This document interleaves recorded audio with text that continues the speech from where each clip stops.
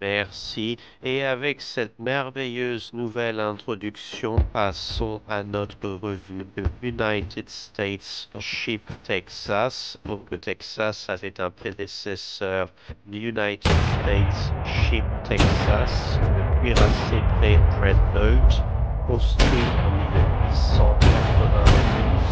Ce navire a servi la marine américaine jusqu'en 1911. A été désarmé puis rapidement suivi par le Texas dont nous allons discuter aujourd'hui. Ce United States Ship Texas devait être le deuxième de la classe des cuirassés de New York. Pas vraiment de prix pour deviner quel était le nom de l'autre cuirassé de la classe de New York. La marine américaine avait commencé son programme de cuirassés avec la classe South Carolina et avait progressivement travaillé à travers plusieurs classes, construisant une paire de navires par classe, d'abord les Delawares, puis les Floridas, et ensuite les Wyomings. Bien que la puissance de feu en bordée de ces navires ait progressivement augmenté, avec les South Carolinas portant 8 canons, les Delaware et Floridas portant 10, et les Wyoming portant 12, ils avaient tous été des canons du même calibre, à savoir 12 pouces. Mais alors que certains dans la marine américaine auraient peut-être été heureux de simplement ajouter de plus en plus de canons de 12 pouces à leur conception de navires suivante, le fait est que la Royal Navy britannique venait de lancer la classe Orion armée de canons de calibre 13,5 pouces, et la marine allemande était également en train de passer de canons de 11 pouces à des canons de 12 pouces. Le débat sur l'augmentation du calibre des canons de la marine américaine, suivant l'exemple d'autres pays, remonte à la classe Florida. Cependant, les Florida et Wyoming avaient finalement été construits avec des canons de 12 pouces. Mais au moment où vous arrivez à la classe New York, le Congrès avait finalement vu un sens et un design avec des canons de 14 pouces a été sélectionné. Comparé à son prédécesseur immédiat, une tourelle a été retirée en échange de canons de calibre plus lourd, et dans l'une de ces merveilleuses petites bizarreries du destin, bien que le New York ait été commandé et posé en premier, le New York serait en réalité achevé plusieurs mois après le Texas, ce qui conduit à un peu de confusion car cette classe de navire est parfois appelée la classe Texas sur la base du Texas étant le premier navire réellement en service. Le cuirassé qui devait devenir le United States Ship Texas a donc été posé le 17 avril 1911 et prendrait un peu plus d'un an à terminer. Vous verrez ici à quel point certaines des technologies impliquées étaient archaïques. Vous voyez la rampe qui monte sur le côté. Cette rampe n'est pas destinée aux gens, bien qu'ils l'utilisent, car les gens peuvent grimper sur des échafaudages et des échelles. Cette rampe est pour les mulets. Oui, ils utilisent toujours des mulets pour équiper un super cuirassé, mais les années 1910 étaient pleines de toutes sortes d'anachronismes étranges.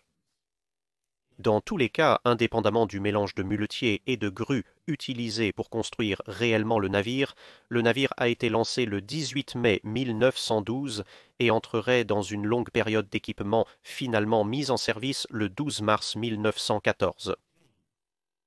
Son armement, tel qu'il a été construit, se composait de 10 canons de 14 pouces .45 calibre dans 5 tourelles jumelles. Dans une disposition similaire au supercuirassé britannique, cela consistait en une paire de tirs superposés à l'avant, une tourelle au milieu et 2 tourelles à l'arrière, également en une paire de tirs superposés. La batterie secondaire se composerait de pas moins de 21 canons de 5 pouces 51 calibre, spécialement conçus pour le travail anti-destroyer, d'où les longs canons, et un total de 4 canons de 3 livres et 2 canons de salut d'1 livre complètent l'armement de projectiles. 4 tubes de torpilles de 21 pouces sous la ligne de flottaison compléteraient l'armement offensif total du navire. Il est notable à ce stade que le navire a été commissionné avec précisément 0 puissance de feu anti-aérienne. Avec une charge standard de 27 000 tonnes, le navire était propulsé par un total de 14 chaudières, produisant un peu plus de 28 000 chevaux-vapeur. Ces derniers entraînaient à leur tour 2 hélices pour une vitesse totale de juste un peu plus de 21 nœuds. La source de carburant pour le Texas au moment de son lancement était principalement le charbon, certaines chaudières ayant un pulvérisateur d'huile pour améliorer les performances thermiques des moteurs. Cependant, en plus de la ceinture de 12 pouces, les soutes à charbon offraient une certaine forme de protection supplémentaire. il était généralement considéré qu'un pied de charbon équivalait à un pouce supplémentaire d'armure, ce qui était quelque peu utile tant que le navire était encore relativement bien approvisionné en carburant. Cependant, malgré une vitesse de pointe théorique de 21 nœuds, le Texas était équipé de moteurs à vapeur à triple expansion verticale qui étaient les prédécesseurs directs des moteurs à turbine. Maintenant, ceux d'entre vous qui ont regardé d'autres vidéos se souviendront que tous les dreadnoughts de la Royal Navy étaient équipés de moteurs à turbine dès le début. Cependant, le Texas ne l'était pas, et cela limitait sa vitesse de pointe car les moteurs à triple expansion verticale avaient d'importants problèmes de vibration à pleine puissance et étaient beaucoup plus laborieux à maintenir en marche, donc sa vitesse de pointe de 21 nœuds pouvait être maintenue pendant un certain temps, mais pas plus de quelques heures. Le navire serait équipé d'un mât en treillis de cage, comme les cuirassés américains de l'époque, qui gagneraient progressivement en accessoires et fixations au fil des ans. Le navire est passé presque directement de la mise en service à la mission opérationnelle sans les équipages d'essai habituels. Cela a été dû à un incident mineur qui s'est produit au Mexique, lorsque des troupes mexicaines ont détenu un équipage de canonnières américaines. À l'époque, le Mexique et les États-Unis étaient encore engagés dans des postures militaires l'un envers l'autre, si vous pouvez le croire. Afin de souligner laquelle des deux nations avait le plus de poids, le Texas ainsi que d'autres éléments de la flotte de l'Atlantique ont été envoyés sur la côte mexicaine pour une démonstration de force qui comprenait un débarquement à Veracruz pour saisir la douane en représailles à la capture de l'équipage de la canonnière américaine. Cette opération suggère que le Texas a été affecté à la flotte de l'Atlantique et reprendrait ses opérations normales avant la fin de l'année. Son premier voyage opérationnel ayant été une mission de service actif, elle est restée au chantier naval de New York jusqu'en février 1915 pour subir les réparations habituelles et les légères modifications qui auraient normalement été effectuées après une croisière d'essai. Une fois ce travail terminé, le Texas est retourné à ses fonctions normales et a passé une brève période en tant que peut-être le canot de sauvetage le plus lourdement armé du monde, alors que le navire de passagers de la Holland America Line, le Rheindum, était éperonné par un navire à fruits sous pavillon norvégien juste au large des hauts-fonds de Nantucket. En conséquence, le Texas, avec la Caroline du Sud, la Louisiane et le Michigan, est parti pour secourir les passagers avec un total de 230 des pauvres individus malheureux qui ont été débarqués et ramenés en Amérique dans un confort peut-être légèrement moindre, mais certainement une sécurité bien meilleure. En 1916, le fait que les avions faisaient partie de la vie commençait à se faire sentir dans la marine américaine, et en reconnaissance de cela, le Texas est devenu le premier cuirassé de la marine à être armé de canons anti-aériens. Un grand total de 2 canons anti-aériens de 3 pouces ont été montés, un sur le dessus de chaque grue de bateau, comme vous pouvez le voir ici. Avec ce genre d'armement redoutable, je peux vous parier que chaque pilote tremblait dans ses bottes. Peut-être plus utile à l'époque, elle recevrait également une batterie mise à jour de directeurs et de télémètres pour l'aider à diriger ses canons principaux et secondaires vers leur cible de manière légèrement plus précise qu'auparavant. À son retour en service actif, le Texas participerait à un certain nombre d'exercices d'entraînement et tactique, y compris certains exercices de tir. Cependant, la marine américaine avait cette habitude de mener ses exercices de tir pour la flotte de l'Atlantique dans les Antilles et pour la flotte du Pacifique juste au large de la côte ouest des États-Unis, et ils insistaient toujours pour les réaliser par beau temps ensoleillé avec une mer calme, afin qu'ils puissent voir et signaler plus précisément la chute des tirs et faire des calculs basés sur les performances des différents navires. Cependant, je suis sûr que certains d'entre vous peuvent voir le problème à n'entraîner vos navires à tirer que par des jours plats, calmes, agréables et ensoleillés, et nous verrons plus de cela plus tard. Mais ce serait une autre forme d'activité navale, la guerre sous-marine sans restriction qui dicterait les prochaines actions du Texas, car le navire se trouverait dans la rivière York lorsque les États-Unis déclareraient la guerre à l'Allemagne impériale. Avec la déclaration de guerre, il y a eu un besoin soudain de former des équipages d'artillerie pour les navires marchands, car ces navires marchands pourraient avoir besoin de se défendre contre de petits raiders et des U-boats qui opéraient principalement encore en surface. Le navire marchand Mongolia aurait un équipage d'artillerie qui a été formé à bord de l'United States Ship Texas, et ouvrirait le feu sur un U-boat le 19 avril 1917 qui a découragé le U-boat d'attaquer le navire et seraient les premiers coups de feu américains tirés lors de la Première Guerre mondiale. Avec la marine américaine qui prévoyait d'envoyer une escadre de cuirassés à la Grand Fleet, et juste pour s'assurer que les Allemands savaient qu'ils étaient totalement et complètement surpassés en nombre, le Texas était l'un des navires sélectionnés car bien que la classe Nevada plus moderne était en service, ces navires brûlaient de l'huile et les Britanniques avaient une légère pénurie de carburant à l'huile, ayant besoin de réserver ce qu'ils avaient pour propulser des navires comme la classe Queen Elizabeth. Le Texas, étant un brûleur de charbon, correspondait joyeusement à la situation d'approvisionnement en carburant britannique, où le charbon était l'une des rares choses qui ne manquait très certainement pas en Grande-Bretagne, grâce principalement aux mines galloises. Bien sûr, il serait négligent de ma part de ne pas mentionner également les mines du nord de l'Angleterre. Après une rénovation rapide et une réparation, elle était en route pour retourner en service actif, prête pour sa prochaine mission, quand elle s'est échouée durement sur Block Island.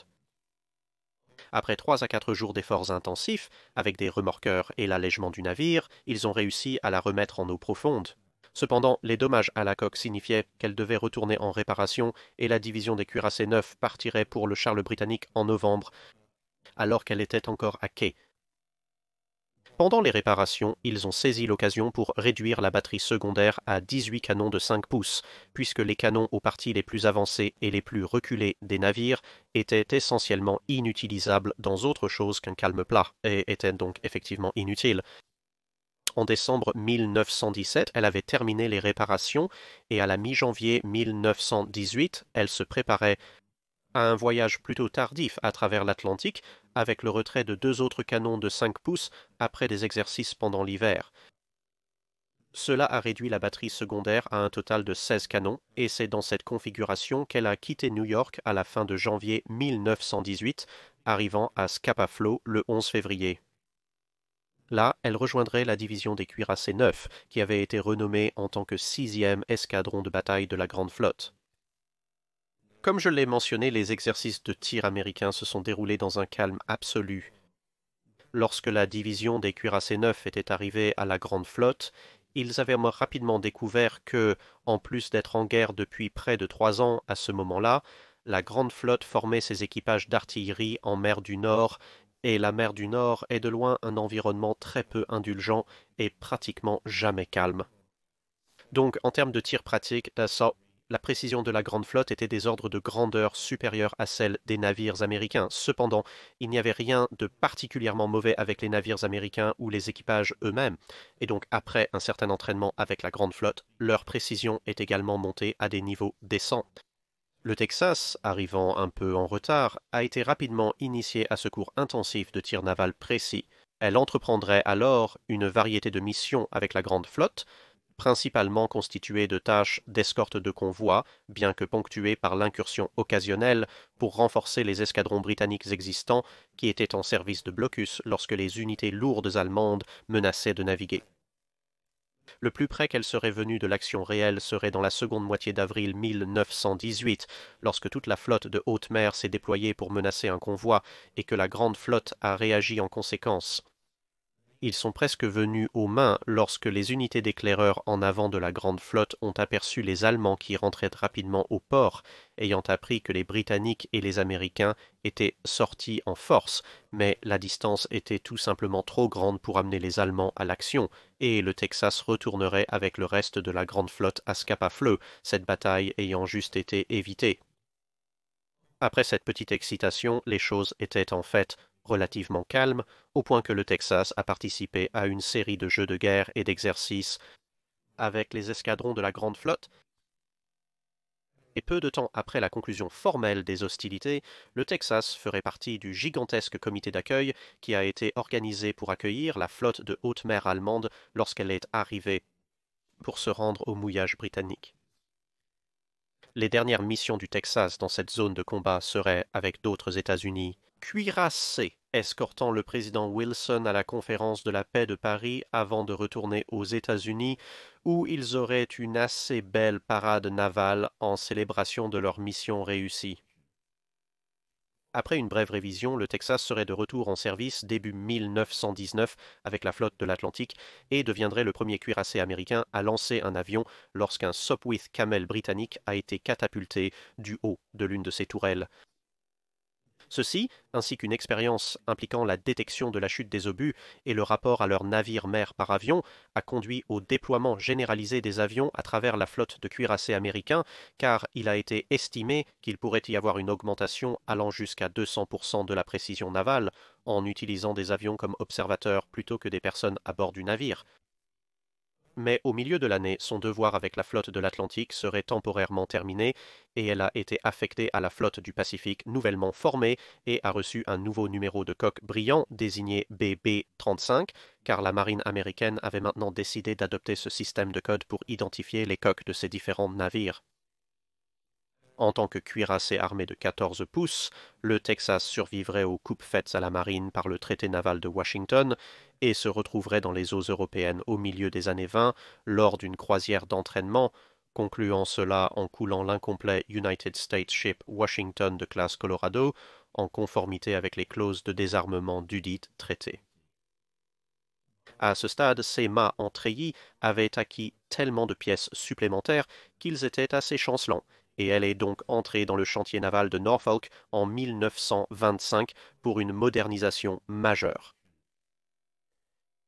Cela verrait les 2 mâts en cage retirés et remplacés par des mâts à trépied. Ces chaudières à charbon seraient également retirées et remplacées par 6 nouvelles chaudières à mazout, et son équipement de contrôle d'incendie serait également amélioré. Sa paire de canons anti-aériens serait également complétée par 6 nouvelles arrivées pour un total de 8, et les tubes de torpilles ont été retirés. 6 des canons de casemate de 5 pouces restants ont également été réaffectés à de nouvelles casemates de pont principal plus élevées lors de cette révision. Pendant cette période d'entre-deux-guerres, la courte flotte du Pacifique a été abolie, ainsi que la flotte de l'Atlantique, pour former la flotte des États-Unis, dont le Texas, après sa révision, deviendrait le navire amiral. La force de bataille était considérée comme basée dans le Pacifique, et la force de reconnaissance était considérée comme basée dans l'Atlantique, et cet état de choses durerait jusqu'à ce que l'Amérique entre en guerre en 1941, moment où la flotte de l'Atlantique et la flotte du Pacifique réapparaissent presque comme si rien ne s'était passé.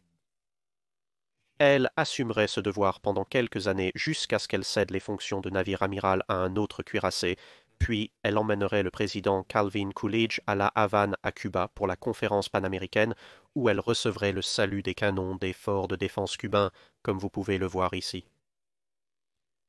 Elle alternerait ensuite ses fonctions entre des exercices dans le Pacifique et l'Atlantique pendant les quelques années suivantes. À la fin des années 1930, ce jeu de ping-pong océanique s'était quelque peu apaisé et elle a été affectée au détachement de formation de la flotte des États-Unis dans l'Atlantique. En 1937, elle recevrait un armement anti-aérien supplémentaire avec l'ajout de 8 canons de 1,1 pouces et de 2 montures quadruples et recevrait également le premier radar embarqué conçu et fabriqué par une entreprise commerciale pour la marine américaine. En 1941, elle recevrait alors l'un des 14 ensembles de radars CXAM, un qui serait le point de départ du radar de la marine américaine pendant la Seconde Guerre mondiale. Alors que la Seconde Guerre mondiale éclatait mais que les États-Unis étaient encore neutres, elle passerait l'année 1939 à opérer une patrouille de neutralité dans l'Atlantique occidental, mais cela se transformerait rapidement en une mission d'escorte de convoi pour les navires transportant du matériel de pré-bail au Royaume-Uni. Au cours de ces missions, elle a été traquée sans succès par le U-203. Avec la déclaration de guerre des États-Unis à la fin de 1941, le Texas se retrouverait comme l'un des plus anciens cuirassés actifs de la marine américaine, une combinaison d'usure du moteur et d'une charge supplémentaire due au réaménagement ayant réduit sa vitesse maximale à un peu moins de 20 nœuds. En conséquence, ses premières missions seraient l'escorte de convois, et vous pourriez vous demander pourquoi elle escorte des convois. Les cuirassés ne sont pas reconnus comme de grands chasseurs de sous-marins.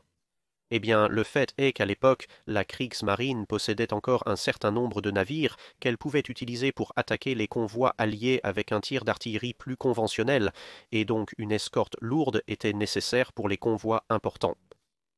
Cette leçon a été apprise lorsque le Scharnhorst et le Gneisenau avaient tenté de faire une razzia dans l'Atlantique précédemment, et lorsqu'ils avaient vu un vieux cuirassé britannique armé de 15 pouces assis avec le convoi, ils avaient simplement dit non, allons chercher une cible plus facile. Au cours de 1942, sa batterie secondaire serait encore réduite, n'ayant plus que les 6 canons de 5 pouces qui avaient été placés sur les casemates du pont principal, et sa batterie anti-aérienne totale étant augmentée à un total de 10 canons de 3 pouces et 14 oerlikans de 22 mm, ainsi que tous les canons de 1,1 pouces survivants qui traînaient. Cependant, également en 1942, elle verrait sa première grande opération de combat réelle lorsqu'elle sortirait pour participer à l'opération Torch. Elle participerait à un certain nombre de missions de bombardement côtier en soutien à l'invasion avant de retourner aux États-Unis. Sur le chemin du retour, un jeune journaliste était présent dans le véhicule. Les auditeurs américains de cette chaîne reconnaîtront le nom de Walter Cronkite, et il était impatient de publier les premiers rapports non censurés de l'opération Torch. Le seul problème étant que le United States Ship Massachusetts aussi avait un correspondant à bord et était à la fois plus rapide que le Texas et beaucoup plus en avance. Cependant, le capitaine du Texas a eu une idée astucieuse et a coincé le jeune reporter dans l'un des hydravions Kingfisher. Heureusement, il y avait plus d'un siège, et l'a catapulté lui et l'avion hors du navire, et l'avion, évidemment plus rapide que n'importe quel cuirassé, arriverait en premier, et donc le rapport de Cronkite serait le premier lu par le public américain, et cela lancerait sa carrière de correspondant de guerre. 1943 verrait le navire participer uniquement à des opérations d'escorte de convoi, bien qu'elle ait beaucoup voyagé dans ce rôle, et elle recevrait d'autres modifications de sa batterie anti-aérienne. Les canons de 1,1 pouce seraient entièrement retirés et 10 quad 40 mm Bofors pour un total de 40 canons seraient installés avec plus d'Oerlikans, portant l'armement du navire à 44 de ces canons de 20 mm. Le Texas commencerait donc les préparations pour l'opération Overlord, l'invasion de la Normandie, avec une batterie anti-aérienne qui s'élevait à presque 100 canons. Ce n'est pas trop mal pour un cuirassé relativement petit et ancien, n'est-ce pas? Dans le cadre de ces répétitions, les pilotes de Kingfisher ont été retirés du navire et combinés avec d'autres pilotes d'avions de reconnaissance de l'Arkansas, du Nevada et des croiseurs Augusta, Quincy et Tuscaloosa pour former temporairement l'escadron VOS-7. La Royal Air Force leur donnerait alors un cours intensif de tactique de combat dans des Spitfire, et ces pilotes effectueraient ensuite leur mission de repérage pendant les invasions du jour J en utilisant des Spitfire en raison de la menace des chasseurs allemands, car il était assez raisonnablement admis qu'un Kingfisher n'aurait pratiquement aucune chance contre un Messerschmitt, mais un pilote expérimenté pilotant un Spitfire serait probablement capable de repousser toute attaque et de retourner à leur mission de repérage habituelle. En raison des expériences lors de l'invasion de l'Italie avec des missiles et des bombes guidées par radio allemand, le Texas a également reçu son premier équipement de guerre électronique, un brouilleur conçu pour empêcher ses missiles de le toucher. Le Texas et l'Arkansas seraient assignés pour bombarder Omaha Beach avec une flottille de croiseurs et de destroyers. Le Texas engagerait plusieurs cibles dans la zone d'Omaha Beach, y compris la pointe du Hawk et l'extrémité ouest de la plage elle-même. Avec les observateurs dans leurs Spitfires au-dessus d'elle, elle tirerait également son artillerie principale assez loin à l'intérieur des terres pour perturber le rassemblement des renforts ennemis, et aussi pour engager les batteries d'artillerie qui étaient positionnées plus loin derrière la plage, mais il y avait aussi un certain nombre d'opportunités pour éliminer les points forts, les nids de mitrailleuses, les tireurs d'élite et autres fortifications ennemies qui étaient dans une ligne de vue plus directe. On doit se demander quelle malchance incroyable a eu un tireur d'élite allemand qui a choisi ce jour-là pour opérer depuis une position où il serait contre-tiré par un obus explosif de 14 pouces. Après près d'une demi-mois de service de bombardement côtier, ces dernières missions l'ont obligé à inonder la cloison torpille-tribord pour que les canons puissent s'élever suffisamment pour atteindre son dernier ensemble de cibles. Plus tard dans le mois, elle rejoindrait l'Arkansas et le Nevada, accompagnée du traditionnel escorteur de croiseurs et de destroyers pour aller réprimer les fortifications et les batteries entourant le port de Cherbourg. Cette fois, elle serait contre-batterie par des fortifications allemandes contenant des canons de 240 mm. Dans un engagement plutôt spectaculaire avec la batterie Hamburg, le navire a réussi à marquer un certain nombre de coups directs qui ont détruit au moins un des canons de la batterie, en retour de quoi la batterie a marqué au moins 2 coups sur le Texas. L'un de ces coups ricocherait sur la tour de contrôle, frapperait une colonne sous le pont de navigation et exploserait, ce qui causerait un certain nombre de victimes, bien que la seule fatalité soit le timonier. L'autre a frappé la proue bâbord, s'arrêtant dans la cabine de l'officier en chef marine atlantique. Clark n'a pas explosé, ce qui a dû être une agréable surprise pour lui à la fin de son service. L'obus a été vite désamorcé et est actuellement exposé sur le navire. Après les réparations de ces dommages, le Texas se dirigea ensuite vers la Méditerranée pour soutenir l'opération Dragoon, l'invasion peu connue du sud de la France par les Alliés dans la dernière partie de 1944. Suite à un premier bombardement côtier, la résistance était faible, le Texas est donc rentré. Arrivant à New York à la mi-septembre 1944, où elle subirait une autre révision de 36 jours, pendant laquelle les canons de sa batterie principale ont été remplacés, car ils avaient beaucoup travaillé depuis leur dernière installation. Une fois ces travaux terminés, elle retournerait dans le Pacifique pour s'assurer qu'elle puisse tirer sur l'autre principal antagoniste de la Seconde Guerre mondiale, le Japon impérial. Elle apparaîtrait au large de la côte d'Iwo Jima pour soutenir les débarquements maritimes là-bas avant de passer à l'aide à l'invasion d'Okinawa. L'ennemi a riposté avec des raids kamikazes, mais la puissance de feu anti-aérienne renforcée du Texas a suffi à assurer sa sécurité. La fin de la Seconde Guerre mondiale la trouverait aux Philippines, et comme tant d'autres navires de la marine américaine, elle a été presque immédiatement inscrite à l'opération Magic Carpet pour ramener les troupes à la maison. Elle effectuerait 3 de ses voyages aller-retour, plutôt bienvenus, avant d'être préparée pour la désactivation au début de 1946. Avec tant de cuirassés américains plus modernes que le Texas préparé pour la désactivation, y compris l'ensemble du cadre survivant de cuirassés de classe standard, les North Carolina, les South Dakota et certains des Iowa, il était assez clair pour beaucoup de gens que le Texas ne serait pas longtemps de ce monde et rencontrerait la casse assez tôt. En conséquence, la législature de l'État du Texas a décidé qu'elle allait lever des fonds pour préserver le navire, ce qui a été fait en 1947, et en 1948, elle a commencé son voyage vers son nouvel ancrage. Son nom a été rayé du registre naval en avril 1948 et elle est devenue le premier musée mémorial de cuirassés permanent aux États-Unis. Rayée des registres de la marine américaine, elle a été rapidement recommissionnée comme navire amiral de la marine du Texas. Le nom United States Ship Texas serait donc libre d'utilisation par la marine américaine et il l'utiliserait pour un croiseur et plus récemment pour l'un des nouveaux sous-marins d'attaque de la classe Virginia en service actif. Malheureusement, la commission du cuirassé Texas n'était pas à la hauteur de la tâche de maintenir le navire et des fissures et des écarts ont commencé à se former sur diverses surfaces et plaques. Les tuyaux vers la mer ouverte ont commencé à défaillir, divers espaces et bunkers se sont remplis d'eau et le pont en bois a pourri. La solution à ce dernier problème était de remplacer le pont en bois par du béton, mais comme tout ingénieur vous le dira, mettre du béton sur de l'acier est une très mauvaise idée si vous voulez que les choses soient préservées très longtemps, car le béton corrode et l'acier rouille et tout se sépare, causant encore plus de dommages à l'acier lui-même.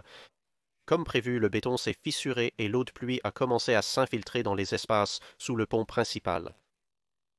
Dans les années 80, la situation était devenue si mauvaise que la commission du cuirassé Texas a été abolie et le navire a été confié au département des parcs et de la faune du Texas après une vaste enquête structurelle et une campagne de 5 ans. Plus de 15 millions de dollars ont été collectés et le navire a été déplacé dans le dock sec pour une révision complète et totale qui était grandement nécessaire. Pour vous donner une idée de la gravité de la situation, lorsque le navire a été remorqué hors de son poste vers le dock sec qui le remettrait en état, une importante brèche s'est ouverte juste devant les salles des machines et plusieurs pompes ont été nécessaires pour empêcher le navire de sombrer dans le canal de navigation de Houston. Elle s'est glissée dans le dock sec, flottant avec seulement 6 pouces de marge avant que l'installation ne devienne trop importante. Environ 15% de la structure globale de la coque du navire a été remplacée et un tout nouveau pont a été installé en plus de nombreuses tonnes de métal rouillé et d'autres matériaux qui ont été sablés et retirés de la superstructure et remplacés par du nouveau matériel. Le travail a été terminé en 1990 et le navire a été ramené à son quai. Cependant, il était clair que ce genre de problème se reproduirait avec le temps, et donc au milieu des années 2000, un plan a été élaboré pour déplacer le navire à un quai sec, bien qu'à la manière politique typique, cela ne s'est toujours pas produit. Cela a malheureusement conduit à l'inévitable, et au cours de la dernière décennie, un certain nombre de fuites supplémentaires sont apparues, dont certaines menaçant sérieusement l'intégrité du navire. Pour être honnête, le manque de soins accordé au Texas pendant sa période en tant que musée me rend assez en colère. Permettez-moi de vous faire une petite diversion pour discuter de la carrière d'un autre navire. C'est le SS Great Britain. Il a été lancé au milieu du XIXe siècle comme le premier navire civil en fer du monde. Malgré sa modernité de l'époque, le navire a eu une carrière plutôt mouvementée et en 1885, il était une coque immobile dans les îles Falkland, utilisée tour à tour comme entrepôt, navire de quarantaine et coque à charbon. Donc oui, ce navire était hors service une génération avant même que le Texas ne soit construit. Après avoir été laissée à pourrir pendant plusieurs décennies, elle a ensuite été effectivement sabordée et coulée en 1937, à quel moment elle avait 98 ans. Ayant été pratiquement abandonné pendant près d'un demi-siècle puis effectivement coulé pendant plus de 3 décennies, le navire a été ramené au Royaume-Uni dans les années 70, réaménagé et placé dans une cale sèche où vous pouvez le voir encore aujourd'hui.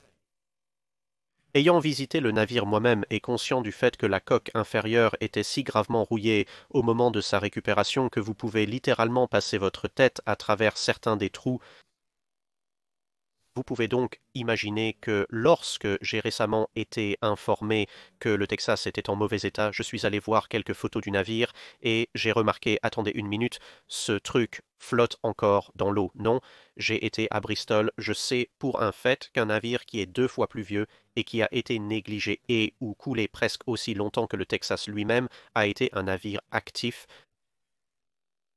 a pu être récupéré et placé dans une cale sèche, donc sûrement que ce serait la meilleure chose à faire pour le Texas. Gardez à l'esprit qu'à ce stade, on ne m'avait pas informé du projet de mise à sec. Donc je suis là à penser que quelqu'un manque un peu de matière grise. C'est assez évident ce qu'il faut faire. Cela a été fait avant. Cela a été fait par un navire qui était sûrement dans un bien pire état. Qu'est-ce qui pourrait être plus simple? À quoi l'une des personnes avec qui je discutais a répondu non, non, non, non, il ne peut pas aller dans une cale sèche, il s'effondrera sous son propre poids. À quoi j'ai répondu non, attendez une minute. Je suis sûr que le SS Great Britain devait être dans un pire état, et ils ont réussi avec ce cuirassé Dreadnought, je veux dire, il a toute son armure sur le côté pour lui donner un soutien supplémentaire au-delà de ce qu'un navire à coque de fer aurait. Je veux dire, il doit sûrement être dans un état où il peut au moins se soutenir lui-même, et ensuite, mon esprit d'ingénieur a commencé à passer en revue les permutations, et s'est dit, attendez, pour que votre déclaration soit vraie, il faudrait avoir des niveaux massifs de rouille dans ces cadres structurels majeurs, et la coque elle-même devrait être essentiellement aussi mince que du papier, à quel point le navire serait en danger de tomber complètement en morceaux et en tant que monument historique, je ne peux pas imaginer que quelqu'un aurait été assez idiot ou stupide pour réellement le laisser arriver à cet état. Je veux dire, allez, vous devez vous tromper. Il devrait en pouvoir le mettre en cale sèche. À ce moment-là, on m'a renvoyé à un rapport qui disait qu'en plus d'avoir une inondation significative sous la ligne de flottaison, plusieurs des cadres structurels principaux du Texas avaient été laissés se dégrader jusqu'à plus de 90% de rouille. À ce moment-là, eh bien oui, c'est essentiellement ma réaction. Je veux dire, sérieusement, et tout le reste mis à part, comment diable une organisation censée maintenir un navire intact, comme elle en a directement la charge, le laisse-t-elle se dégrader plus qu'un navire qui a été délibérément laissé couler et sous l'eau pendant plus de 3 décennies, et en regardant le site web du Conseil des parcs et de la faune du Texas, il ne semble pas comprendre Je veux dire, leur ensemble actuel d'objectifs est de faire des réparations structurelles critiques et d'installer des générateurs et des pompes supplémentaires. C'est comme si le navire ne s'améliorait pas en le laissant où il est. Ajouter plus de pompes ne fera que prolonger la situation juste assez longtemps, probablement pour que la structure atteigne un point où le navire s'effondre sur lui-même, et alors vous aurez perdu l'un des plus anciens et sans doute des plus importants cuirassés de type Dreadnought de l'époque. Je veux dire, lorsque l'expression inondation catastrophique périodique apparaît dans le résumé de ce qui se passe actuellement, vous savez que quelque chose va vraiment très mal. Donc personnellement, j'espère grandement que quelqu'un dans le système politique va vraiment se bouger et accorder les fonds nécessaires pour réellement mettre le navire en cale sèche et le réparer correctement. Mais vu qu'il s'agit de politiciens, je ne me fais pas trop d'illusions. Maintenant, je ne veux pas terminer la vidéo sur une note aussi négative, mais en fin de compte, c'est l'état du Texas tel qu'il est actuellement. Alors, dans un effort pour égayer l'ambiance, assurons-nous que ceux d'entre vous qui écoutent, qui sont au Texas ou dans la région du Texas, eh bien, vous savez qui sont vos représentants, vous pouvez leur écrire, espérons-le, pour obtenir un financement supplémentaire. Pour ceux d'entre vous qui peuvent y aller, qui ne sont pas nécessairement au Texas, je vous recommande fortement de visiter le navire. C'est le plus ancien cuirassé Dreadnought survivant au monde, et je suis sûr que ça vaut le coup, et bien sûr vos frais d'admission aideront à financer le projet de cale sèche, et pour le reste d'entre nous, prenons un moment pour célébrer le fait que c'est un navire qui a plus de 100 ans. Il a survécu bien au XXIe siècle, et espérons avec un peu de chance qu'il continuera à survivre pour encore de nombreuses années à venir. C'est tout pour cette vidéo. Merci d'avoir regardé. Si vous avez un commentaire ou une suggestion pour un navire à examiner, faites-le nous savoir dans les commentaires ci-dessous. N'oubliez pas de marquer votre question avec Q et R si vous voulez laisser une question pour le DocSec.